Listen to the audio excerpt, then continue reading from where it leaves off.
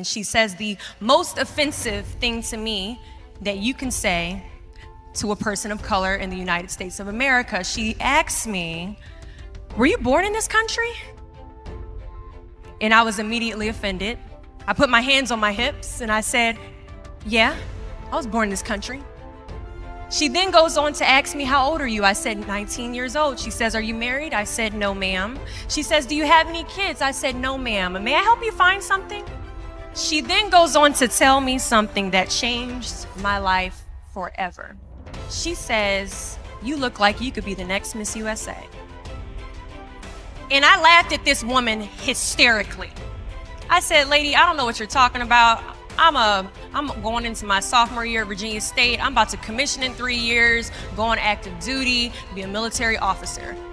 Somehow, this crazy woman convinced me to meet her at Starbucks the very next day. She brought this foot-tall stack of pageant books, and she goes on to convince me to compete in my very first pageant.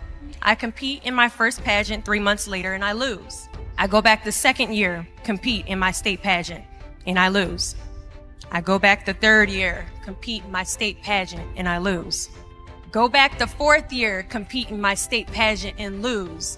Go back the fifth year, compete in my state pageant and lose. But guess what happens the sixth year? I lose. I called her on the phone 6 years after our Target conversation, and I said, "You told me I could be the next Miss USA." And she says, "Deshauna, keep trying, keep trying, keep trying." In June of 2015, this amazing, kind of cuckoo woman passes away from leukemia.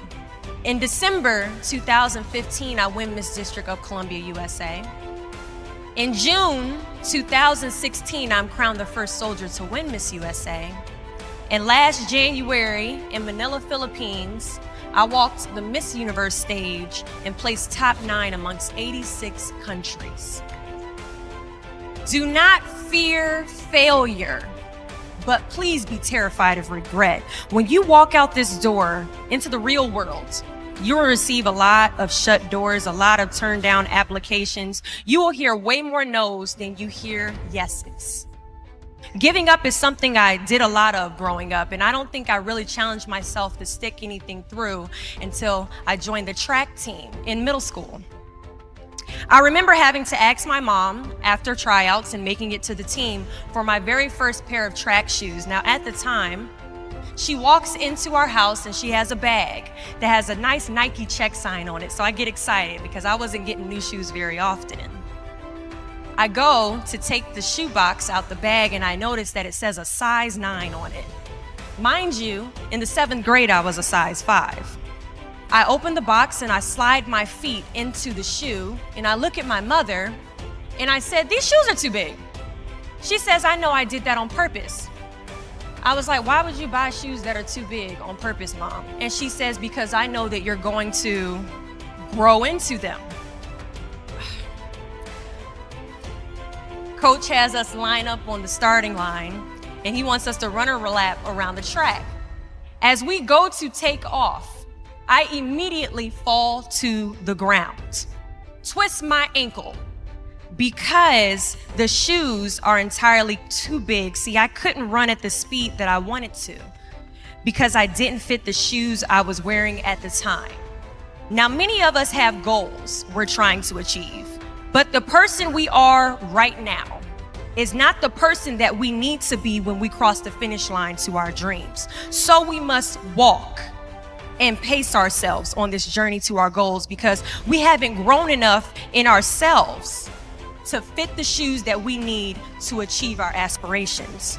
But let me tell you something. If I had won Miss USA my very first year, I would not have been Miss USA. I would not have been the version of myself that I needed to be to properly handle a national title. Many of us aren't ready to walk the race. But understand that as we walk this race, we pace ourselves, and as we pace ourselves, we grow. And as we grow, our foot gets bigger, and as our foot gets bigger, our shoes begin to fill, and as our shoes begin to fill, we can now run a little bit faster, and as we pick up the pace, we get to the finish line at the exact time we are destined to cross it. Do not fear the word no. But be afraid of the possibility of a yes that you have prematurely destroyed because you decided to quit before the clock strikes 12. There are a lot of questions that is going to keep you up at night, but I guarantee there isn't one question that will keep you up longer at night than the question, what if I didn't give up?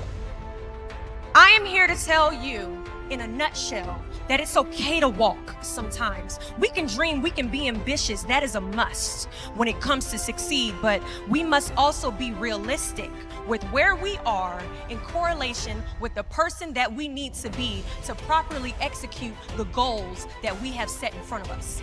Hey everyone, thanks for watching this video on Happy Life Secrets TV. If you enjoyed it and found it helpful, we'd love to hear your thoughts. Drop us a comment below and let us know what you think or share your own secrets to a happy life. And don't forget to hit that subscribe button for more amazing content. We're here to bring a smile to your day with tips, tricks, and secrets to a happier life. See you in the next video. Today is another good day. Unlock the path to your best self. Discover the transformative power of the 12 happy life secrets. Embrace all of them and watch your happiness thrive. Remember, your happy life is an inside job.